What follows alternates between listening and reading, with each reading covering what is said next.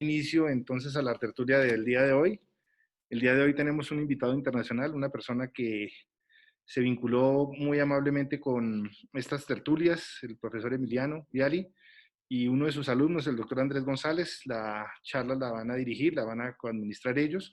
Es un tema bastante interesante, muy pocas personas hablan de este tema que es tan engorroso, que es el tornillo peligroso en un paciente asintomático. Entonces, bienvenidos. A medida que van ingresando a la charla les voy dando ingreso.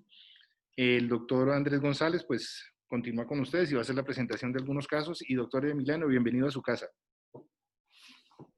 Muchas gracias por la invitación. Es un gusto compartir con ustedes y ojalá, espero estén todos bien y con salud.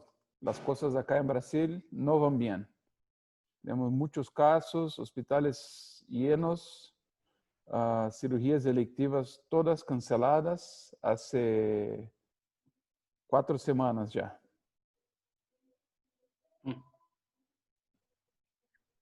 Listo, doctor. Entonces, muchas gracias, doctor Emiliano.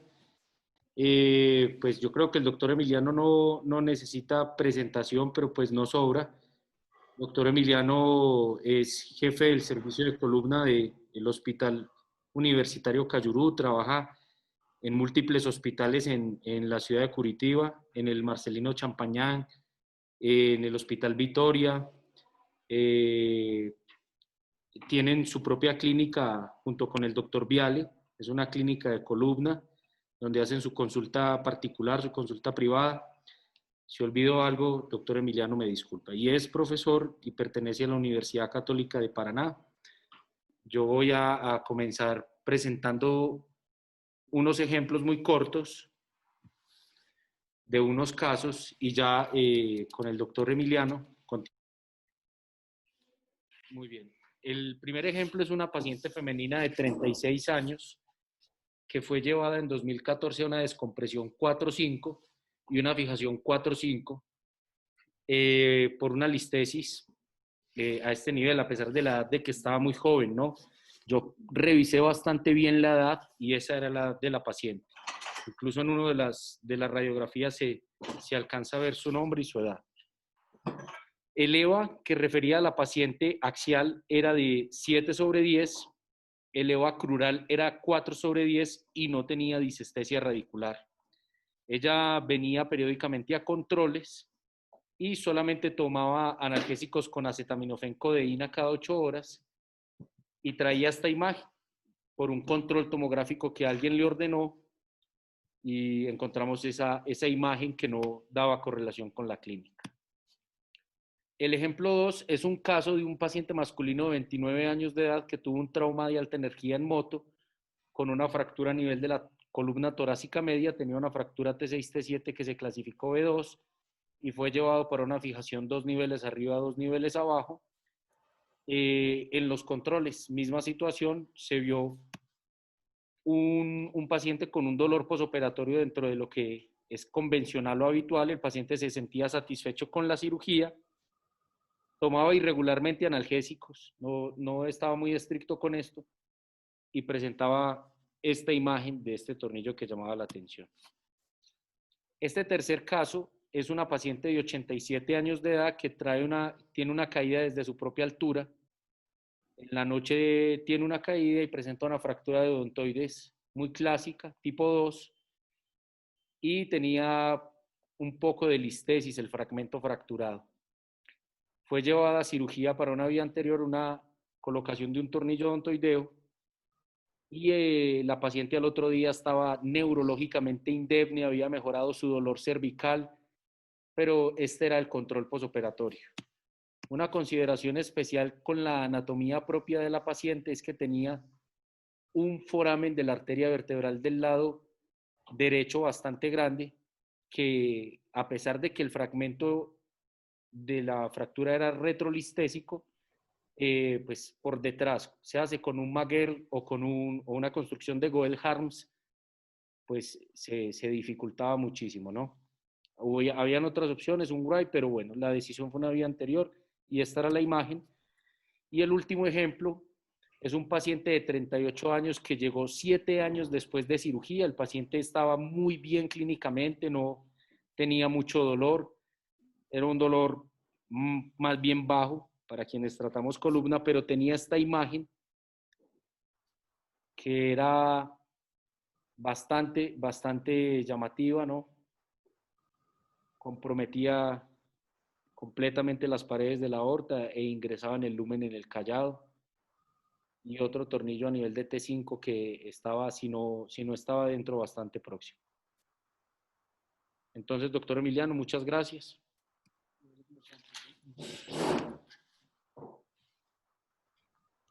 Sí, se ven bonitos los casos. Desafortunadamente, esto pasa, ¿no?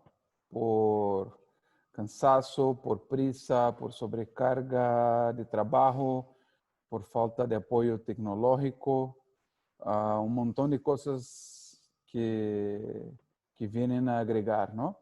Yo necesito permisión para compartir Ya lo tiene, doctor Emiliano. pantalla. Ah, gracias.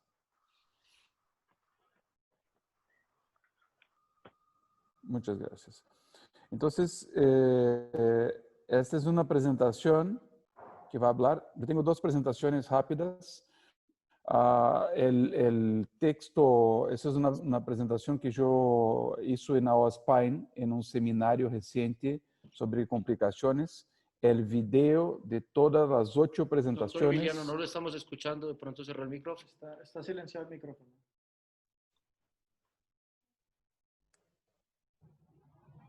¿Sí se escucha? ¿Se escucha o no? Sí, sí, yo lo estoy escuchando, Emiliano. Yo también me escucho. Ahora sí, ahora sí. Yo también escucho. ¿Me escuchan ahora? Sí, señor. Sí, Emiliano.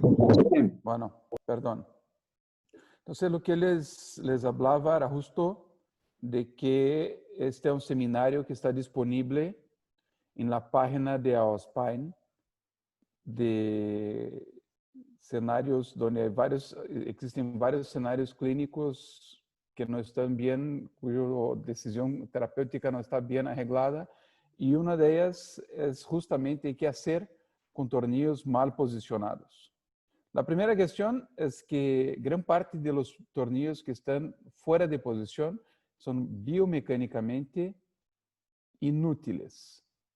O sea, nosotros lo tenemos ahí y además de no funcionar del punto de vista biomecánico, no están ayudando del punto de vista biológico. Los casos que Andrés presentó son ejemplos de casos muy riesgosos, ¿no? Donde la revisión tiene un montón de complicaciones también. Yo creo que lo que más preocupa realmente es los tornillos que están tocando los vasos, porque un sangrado en esta región puede ser fatal. Y realmente, una vez que el tornillo toca el vaso, nosotros tenemos mucha dificultad a través de cualquier examen, sea resonancia, tomografía, angiotac o arteriografía, de determinar si el tornillo está rompiendo la pared del vaso, si está deformando o si está causando algún trastorno circulatorio. En general, las venas se deforman y están más lejas de la columna que la arteria. Entonces, el grande riesgo de anteriorización está realmente con la arteria aorta y pocas veces yo veo tornillos tocando como este que presentó Andrés, tocando el arco aórtico, ¿no? En general, los momentos donde se tiene más riesgo son de T6 hasta T12 y principalmente en casos de escoliosis, ¿no? En casos de deformidad, donde la anatomía está deformada. Esto es muy importante lembrarse que de T4 a T8, el tornillo de la concavidad de una curva torácica derecha es el más riesgoso, pero en T11 y T12, el tornillo de la convexidad, que en general se utiliza mucho porque son tornillos sencillos de instrumentación son los que están en riesgo. Una otra información muy importante en una escoliosis torácica izquierda, que por veces nos vemos en pacientes sindrómicos o neuromusculares o con siringomielia, la aorta está más cerca de los tornillos del lado derecho que los del lado izquierdo. Entonces, si esos tornillos tienen cualquier sospechón de que están anteriorizados a la cortical anterior, esos tornillos tienen que ser revisados intraoperatoriamente. Otras estructuras en riesgo, las arterias segmentares pueden producir sangrados importantes y la arteria renal puede estar lesionada por tornillos posicionados lateralmente y la tracción de la arteria renal puede generar un sangrado y un hematoma retroperitoneal tardío, fatal, y hay reportes de esto. Las venas ilíacas es más difícil que las toquemos con las arterias ilíacas, son más difíciles de tocar porque ya están interiorizadas, pero sí hay reportes de venas ilíacas perforadas o ocluidas por tornillos pediculares. Entonces nosotros podemos nos presentar con 4 escenarios clínicos. El primer escenario es el sangrado intraoperatório agudo. Es muy raro que esto ocurra y generalmente eso se da por el probe que hace la pasaje del el camino del tornillo. La segunda situación es un diagnóstico postoperatorio asintomático. La tercera es un diagnóstico postoperatorio sintomático del paciente que tiene dolor o del paciente que tiene un sangrado agudo que está tamponado en el retroperitoneo o en el tórax, pero que son situaciones más urgentes. Y la otra es la identificación de la perforación durante el retiro de material. Desafortunadamente, todas estas ya me pasaron. En las situaciones 1 y 4, o sea, en la presentación intraoperatoria, el paciente en general está prono y la gente se pregunta de dónde viene el sangrado. Inconscientemente ya sabemos, pero siempre nos preguntamos dónde viene el sangrado. Del pedículo, si el sangrado viene a través del pedículo, bueno, cera ósea, interromper la cirugía y partir para la identificación. Pero por veces el pedículo ya está rompido y el sangrado viene de la junción costovertebral. En estos casos, y desafortunadamente eso ya me pasó, resecar la articulación costovertebral es más rápido que sea posible, poner el dedo y hacer presión directa es el más eficaz.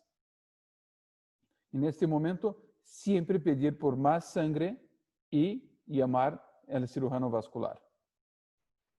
Interromper la cirugía, independiente de lo que esté haciendo, y estabilizar el paciente clínicamente. Y si tu hospital tiene condiciones de... la arteriografía siempre se puede hacer. Si es posible hacer la arteriografía y una angio-CT, perfecto. Y en el agudo, el procedimiento adecuado, de acuerdo con la literatura y con la experiencia que nosotros tenemos, es un procedimiento endovascular. O sea, ponerle un stent a través de la arteria femoral y controlar el sangrado en este momento. En la situación 2 y 3, o sea, el tornillo está tocando la columna, la arteria, y el paciente puede o puede no tener síntomas. Direccionarse a esta parte de la anatomía con la laparotomía y una toracotomía es poco probable que salve la vida del paciente. El sangrado es importante, la región es desfavorable para sutura directa sin un preparo adecuado. Muchas veces el tornillo sigue ahí, hay inflamación y por veces infección. La idea es de tamponamiento control local con balón o ya con un stent Y en general nosotros preconizamos que se haga el retiro simultáneo con el reparo vascular. Hay pocos datos de la literatura, pero hay una sugerencia en la literatura de 2019, relativamente reciente, que si el tornillo está adelantado al cuerpo vertebral menos de 5 milímetros, solamente sacar el tornillo es suficiente. Y si está más de 5 milímetros adelante, es necesario estar listo para hacer un reparo endovascular. Este es un caso compartido de colegas en Italia, pero que está muy bien documentado y muy similar al caso que presentaron y que puede pasar mucho en trauma. Miren que es un paciente politraumatizado, tuvo una fractura y es importante mostrarle que este caso no es de Bogotá o de Curitiba, pero de uno de los centros más importantes de cirugía de columna de Europa. Entonces, Andrés, Señor. no se sienta culpado por tener ponido el tornillo a la aorta. Está bien. Esto pasa con todos. Y lo que pasó es que ese tornillo estaba lateralizado, le consideraron que no tocaba la aorta, pero toda vez que un tornillo torácico está completamente extrapedicular así, principalmente en situaciones de trauma, es seguro que eso se va a mover. En el postoperatorio, este paciente desarrolló una embolía pulmonar, filtro de vena cava, anticoagulación, pasó el tiempo. Y a los 6 meses, el tornillo más lateralizado y ya tocando la aorta. Claramente ese tornillo no estaba intraórtico porque se desplazó lateralmente, pero haciendo una deformación en la aorta pulsante, ¿no? Y esto causa trastornos en la pared de la aorta que pueden generar complicaciones. La fractura aparentemente consolidada. Y estas fueron las imágenes que se obtuve de la arteriografía. Ve que la arteriografía no es muy esclarecedora. Tampoco la angio-CT, donde se veía la punta del tornillo justo a la aorta. Lo que se lo hicieron fue la reposicionamiento del paciente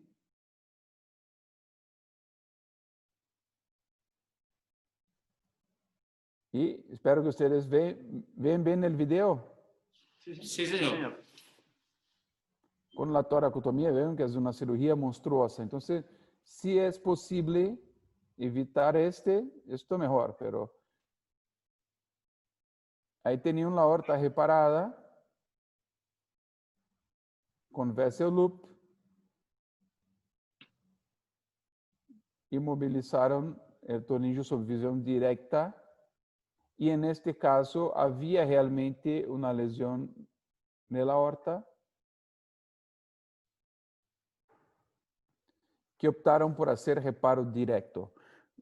¿Cuál es la ventaja del reparo directo cuanto al endovascular? Bueno, el costo, el hecho de que es definitivo, el riesgo de infección es inferior y hay relatos de pseudoneurismas o de disecciones de estas lesiones puntiformes causadas por el tornillo entre la íntima de la arteria y el stent. Entonces, una opción muy difícil de tomar. Esta es la imagen de la sutura. Se desplazaron las animaciones un poco, pero lo hicieron con reparo directo. Y esto está publicado al 2013 en un periódico de revista vascular. El otro caso es un caso de nosotros, que una paciente que tenía una cirugía para escoliosis por una hemivértebra toracolumbar, con una osteotomía de subtracción pedicular asimétrica, y que se presentó al ambulatorio después de un accidente motociclístico con dolor ciática a los 3 años de la cirugía y se identificó un tornillo tocando la aorta en T10. La angiografía, la arteriografía y la CT angio no fueron capaces de identificar o excluir la presencia de un bridge. Y por la edad de la paciente y por las cuestiones de la evolución a largo plazo de esto, se optó por remover el tornillo con visualización directa. Estas son las imágenes del caso. Entonces, la paciente había sido sometida a una corrección de una hemivértebra, una resección de hemivértebra lumbar y tenía fijación hasta T10. Y estos eran los tornillos que quedaron largos.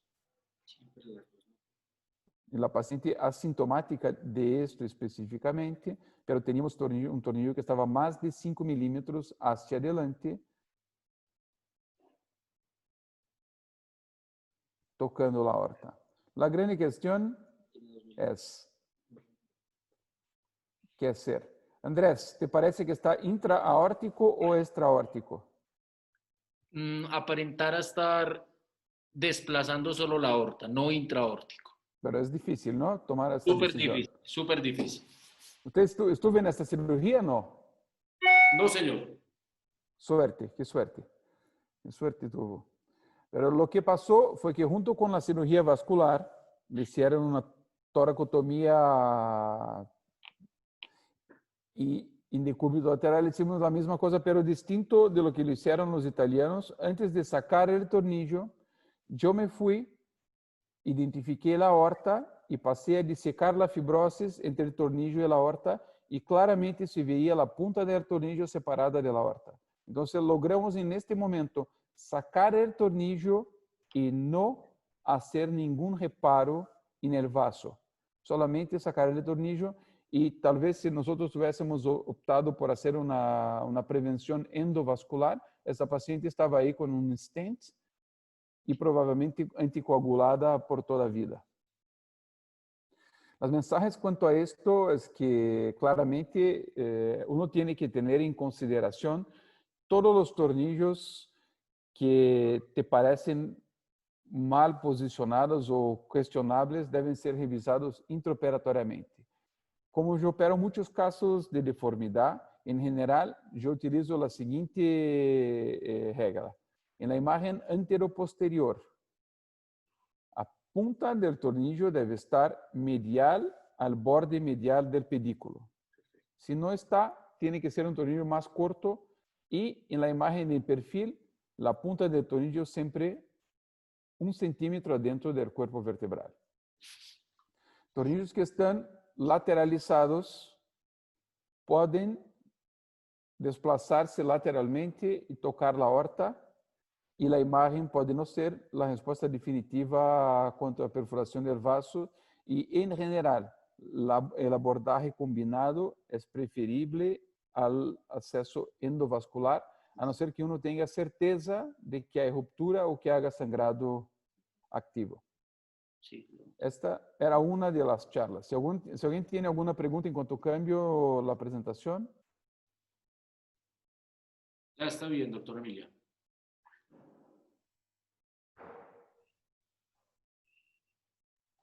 No sé, doctor Emiliano, si queda el mensaje de que todos deben ser revisados o solo los que rebasan 5 milímetros del cuerpo. No, yo creo que todos los tornillos uno debe buscar no tenerlos fuera del cuerpo.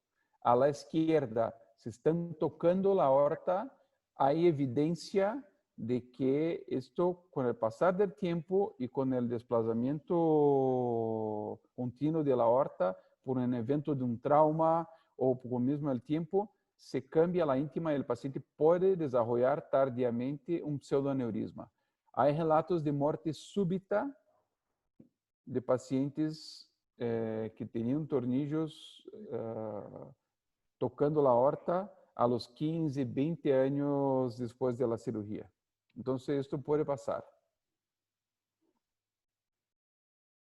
Incluso yo tengo un caso de un paciente operado que yo reoperé y que yo saqué un tornillo que estaba tocando la aorta en la unión toracolumbar.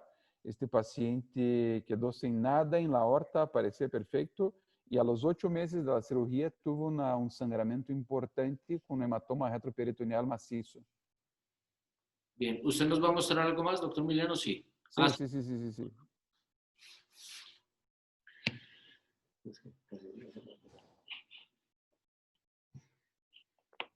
Yo creo que además de lamentar, esta frase es la más importante, ¿no? Un poco de prevención vale por un montón de revisiones. Y como nosotros estamos trabajando, intentando mejorar este aspecto de la calidad de nuestras cirugías, muy rápido les voy a mostrar un poco lo que estamos haciendo en la columna cervical. Entonces, claro que acá cambia mucho porque un sangrado de la arteria vertebral en la unión cráneo-cervical puede resultar en secuelas inmediatas al paciente. Y conocer los cambios de la anatomía y estudiarla con angio-CT, yo creo que es una rutina de todos, no solamente de los neurocirujanos. Si nosotros miramos la literatura sobre instrumentación cervical y lesión vascular, tenemos más de 250 citaciones.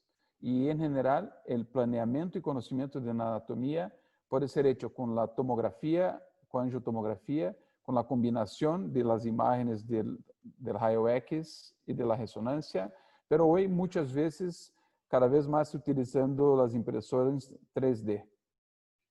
Quanto ao raio X, eu creio que o mais importante e que lhe chama a atenção é o pontículos pósticos. E eu creio que este é um alerta para uma anatomia vascular desfavorável para a inserção direta de tornillos no pedículo, cambiando o trayecto intraoperatório em grande parte de los pacientes. Nosotros tenemos un trabajo publicado al último año donde nos desarrollamos una guía para tornillos C1 y C2. Y esta es una impresora 3D y esta guía está apoyada en el arco de C1 y en la espinosa de C2. Y con esto te da el trayecto directo sin necesitar disección para la masa lateral de C1, para el pedículo de C2 y eventualmente para un tornillo translaminar.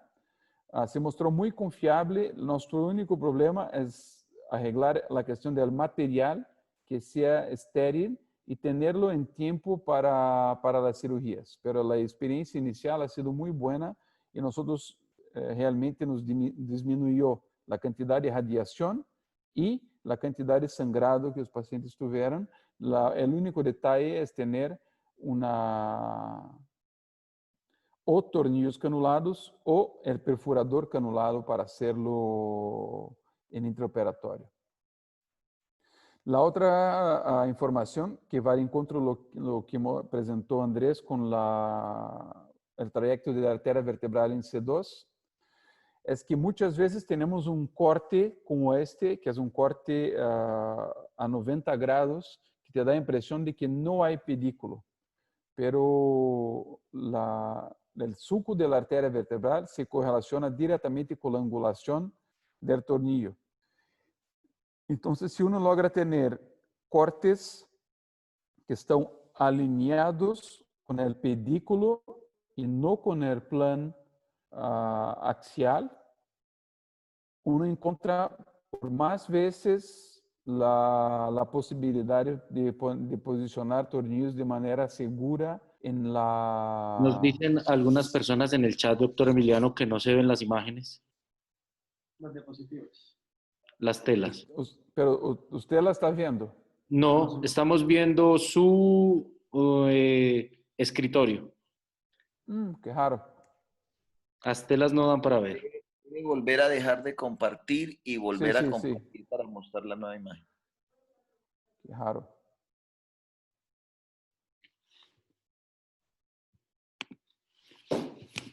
Ahora fue. ¿No lo vieron desde el principio o en algún Emiliano, momento? no se vio desde el principio. Perdón. Bueno, lo que yo estaba presentando, yo creo que el único que es relevante es esto de la guía. Ustedes ven la guía que nosotros desarrollamos. Este es un proyecto de la Universidad Tecnológica de Curitiba. Y este es lo que yo les hablaba cuanto a disminuir la radiación, a incrementar la exactitud o la precisión de donde están los tornillos y disminuir el sangrado. El otro que les hablaba era sobre tener en la reconstrucción de la tomografía cortes en el ángulo, con el mismo ángulo que está posicionado el pedículo y no en el ángulo vertical. Y se cambia mucho la visión que uno tiene del surco de la arteria vertebral y por veces, comparando los cortes tradicionales con esas reconstrucciones a través del pedículo, se incrementa el número de casos donde se tiene más seguridad para pasar el pedículo superior a 50%. Como en este caso, donde en un corte axial, la idea es de que no se puede pasar el pedículo, pero cuando tenemos el corte en angulación, hay espacio suficiente. El otro es siempre lembrar que no hay arteria vertebral que sea prueba de cirujano. Uno piensa que jamás va a tener tornillos en la arteria vertebral cuando está pasando tornillos de masa lateral. Pero miren, este es un caso de tornillo de masa lateral que está justo a la arteria vertebral. Fue identificado en el postoperatorio, paciente asintomático, pero miren que justo en este paciente el trayecto de la arteria vertebral era completamente extravertebral, completamente extraforaminal. Entonces, un paciente donde el cambio de anatomía le favoreció, pero en otra parte se medializaba muy rápido y adentraba en la masa lateral del nivel más superior. Entonces, conocer la anatomía y conocer las variaciones acá es muy importante. Para tornillos, cada vez más estamos tentando en este último año utilizar tornillos periculares. Tenemos una serie de casos muy interesantes y también trabajando con guías para estos tornillos para disminuir la cantidad de radiación que nosotros utilizamos. Cuando tenemos una laminectomía como esta, nos da la sensación de que va a ser más sencillo poner el tornillo pedicular, pero miren que mismo con la laminectomía, el tornillo está tocando la arteria, el foramen de la arteria vertebral. Específicamente en C7, donde la gente se reconoce que la masa lateral es muy pequeña, nosotros tratamos de evaluar la técnica freehand en cadáveres y lo que encontramos es una variación muy grande de la anatomía. Basados en esto, siempre que hacemos tornillos en C7, lo hacemos palpando el borde medial del pedículo. Como comentarios finales, primero les pido disculpas que pasé la presentación sin las imágenes, pero a mí aparecía perfecto. En la columna cervical superior, para nosotros la angio-CT es parte del planeamiento preoperatorio, siempre que posible, y en los casos donde es económicamente viable y no son urgencias, la experiencia con la impresión 3D ha sido muy buena. En la columna cervical inferior, nosotros siempre buscamos en los cortes radiográficos y principalmente en la resonancia señales de medialización de la arteria vertebral o de anatomía del foramen anómala, y si hay cualquier cuestión cuanto a la posición, siempre saltamos este nivel para evitar imágenes que nos pueden generar desabores en el futuro. Bueno, ese era un resumen que me gustaría presentarles. Como les dije, si ustedes acceden a la página de AOSPine, está una serie de videos, incluso estas charlas están disponibles en la en la página de Awaspine con las referencias y con un resumen clínico que nosotros hicimos con el grupo que ha estudiado estas opciones. Muy bien, doctor Emiliano, muchas gracias. Si alguien en el auditorio o alguien de los que está presente quiere hacer alguna pregunta, yo me voy a tomar el atrevimiento, doctor Emiliano, de iniciar yo. Una pregunta, ¿se puede? Bien, pues, doctor. Doctor Emiliano, ¿cómo ve usted la aplicación de cirugía robótica o cosas de esas para estos casos en nuestro medio? He visto que México, por ejemplo, ya tiene robot. ¿Usted ve qué tan viable es eso? No, yo creo que la industria nos pone tecnologías que aún no están listas, ¿no? Yo tengo visto cirugías robóticas en la internet y presencialmente, que son las cirugías, los peores alineamientos y correcciones posibles que uno tiene. Yo creo que el robot tiene que hacer más do que solamente poner un tornillo. La navegación, sí. Después de 20 años de trabajo con navegación, yo creo que en gran parte está lista para nos ayudar con el posicionamiento de los implantes. Y tener un robot con el costo que tiene para pasar justamente el tornillo, pero que usted tiene que hacer todo el planeamiento, no me hace mucho sentido. Yo creo que las guías 3D van a ser económicamente más viables y factibles en nuestra realidad en este momento que el robot. Yo creo que en un momento los robots van a reemplazarnos a todos, ¿no? Y nosotros vamos a tener que hacer aporte para que seamos socios No crea de eso, no robots. crea eso. No, Nunca eso es... Imagínate que los radiólogos ya pierden para el robot de IBM, ¿no? La lectura de una ultrasonografía de abdomen o de una tomografía de tórax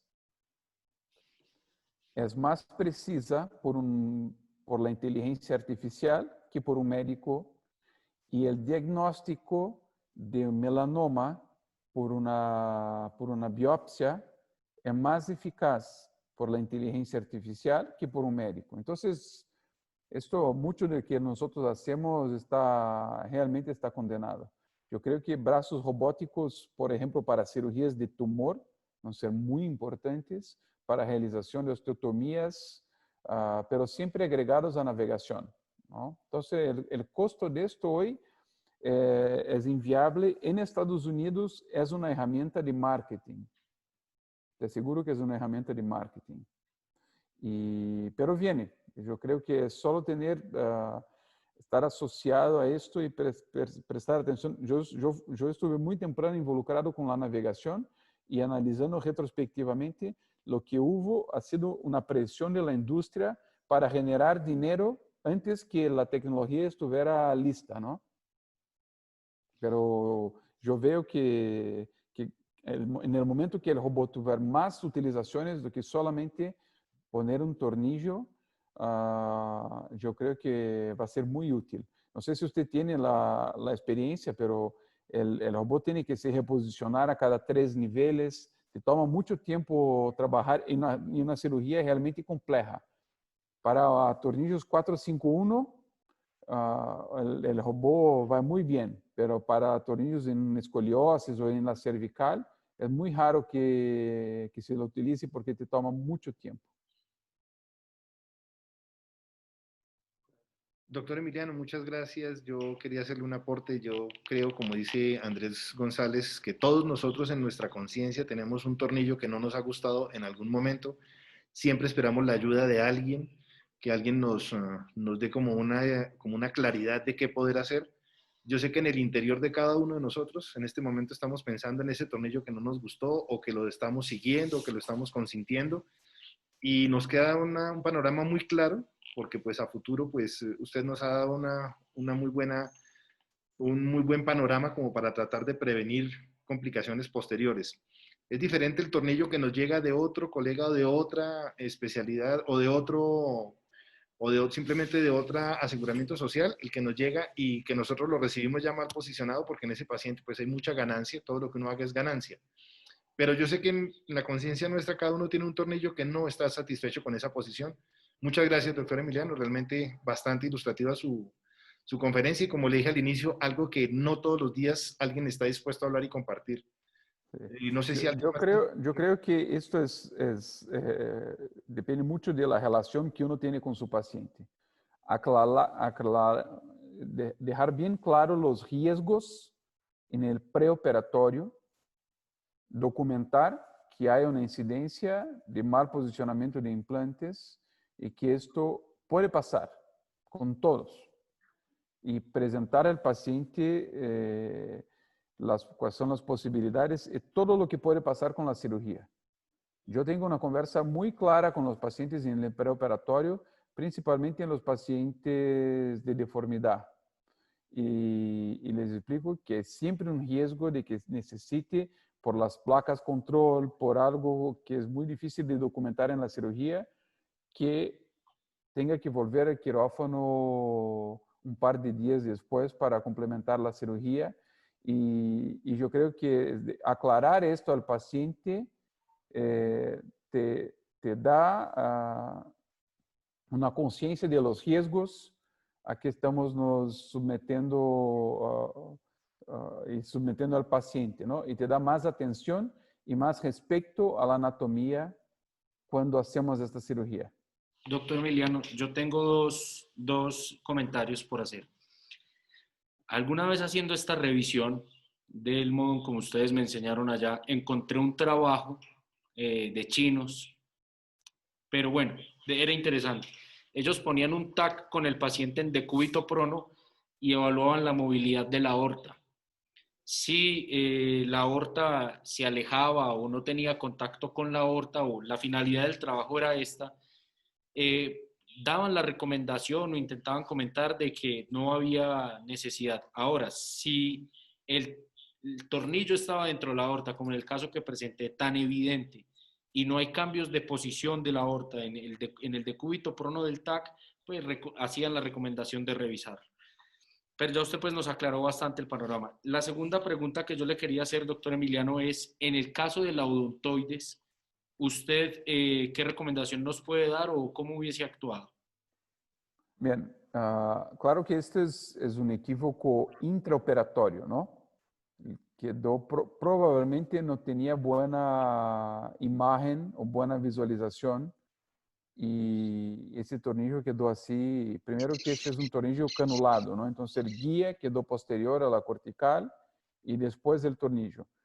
Afortunadamente hay mucho espacio en la columna, en el canal, en esa región, y la paciente está asintomática. Pero del punto de vista biomecánico, no se logra estabilizar esta fractura, ¿no? ¿Y qué edad tenía esta paciente? Me pareció que ya tenía 87. una paciente mayor, ¿no? Entonces, ese es el problema de la fijación de odontoide en pacientes mayores, porque tiene muy mala calidad ósea y es muy fácil posicionarse posterior a la cortical o romper la cortical posteriormente a la cirugía. Entonces, mi preferencia para esos pacientes es hacerle una fijación posterior y no hacerle una fijación anterior. Yo creo que este tornillo debería ser removido, ¿no? Porque ahí nos tenemos la situación de que, no sé, ¿cuánto tiempo tiene esa cirugía? Un mes. Y ya salió el la tornillo. primera pregunta, en general la paciente está contenta y el médico está contento porque la paciente no murió. Bien. La segunda cuestión es, ¿cómo está la... Sí, sale todos los felices, ¿no? 80 años, una cirugía cervical alta, no murió, bien. Pero ahora tenemos el problema. ¿Qué grado de inestabilidad tiene esta paciente y qué grado de sintomatología tiene esta paciente? Yo les aseguro que este tornillo ahí no va a quedar. o se va a desplazar más a posterior o se va a aflojar y empieza a salir con el movimiento. Pero con una báscula hay No riesgo de tengo, que desarrolle síntomas neurológicos tardíos no y que tengo la esto foto, sea peor. pero él aflojó. Él hizo un halo. Él ya salió. El tornillo salió antes de ayer. Sí. Como la paciente tiene esta anatomía de la arteria vertebral muy desfavorable, acá tenemos dos opciones. Hacerle, hacerle un alambre posterior en esta situación con el odontoides retroposicionado es biomecánicamente ineficaz porque estamos uniendo dos partes posteriores. Entonces, yo creo que ese es un caso donde uno, si el paciente tiene salud y tiene condición, son tornillos en C1 y translaminares en C2. Y mismo en un caso como ese se puede hacer en el lado donde la arteria está normal, un tornillo facetario o un tornillo pedicular en C2 y un tornillo translaminar del lado donde la arteria vertebral no te permite o te trae riesgo. Y ahí con esto sí, el paciente puede quedar bien. Yo recién tuve un caso muy similar donde yo traté de hacer hace un par de meses, hacerle tornillos, pero la odontoide estaba más reducido, transarticulares, ¿no? De C2 hasta C1, y en uno de los lados el tornillo quedó mal posicionado, entonces yo quedé con el tornillo de un lado transarticular y el otro lado un poco lateral a la masa y anterior. Entonces yo revisé esto, saqué el tornillo y le puse una fijación C1, C2 con tornillo translaminar.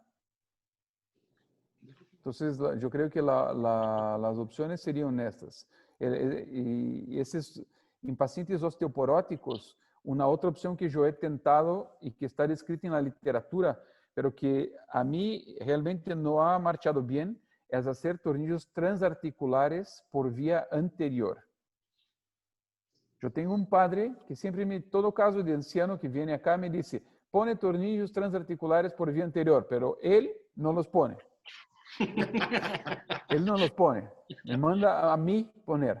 Y lo que pasa es que yo tengo dos casos de tornillos que se aflojaron porque realmente la posición no era favorable y un tornillo que quedó tocando la articulación y molestando el cóndilo occipital del paciente y lo tuve que revisar también. Entonces mi experiencia con transarticulares por vía anterior no es buena, pero en un caso como ese, imagínate que ustedes tienen que volver para sacar el tornillo.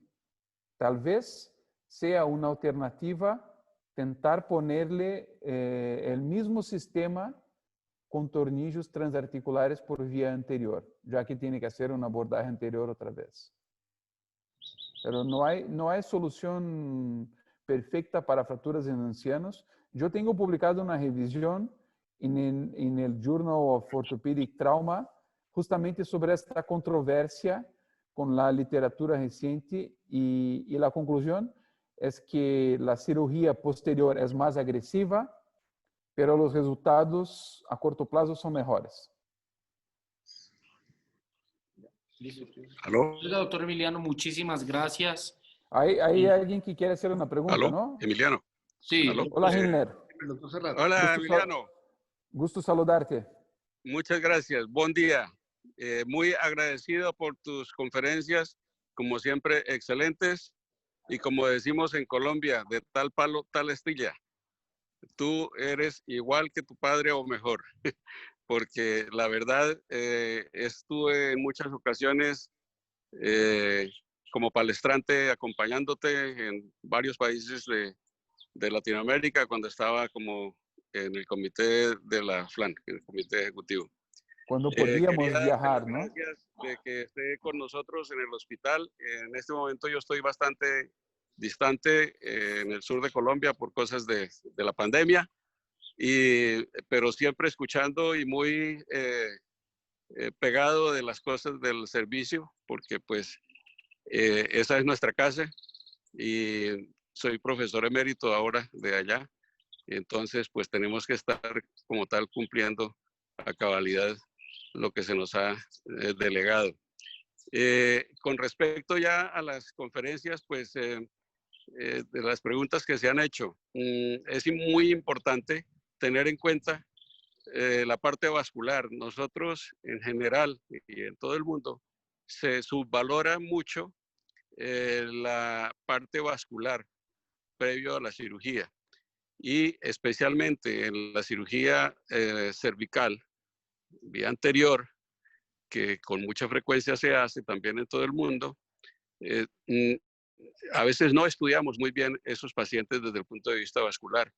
Hemos tenido muchos casos en que la arteria vertebral está muy metida hacia el cuerpo o hacia el foramen, inclusive generando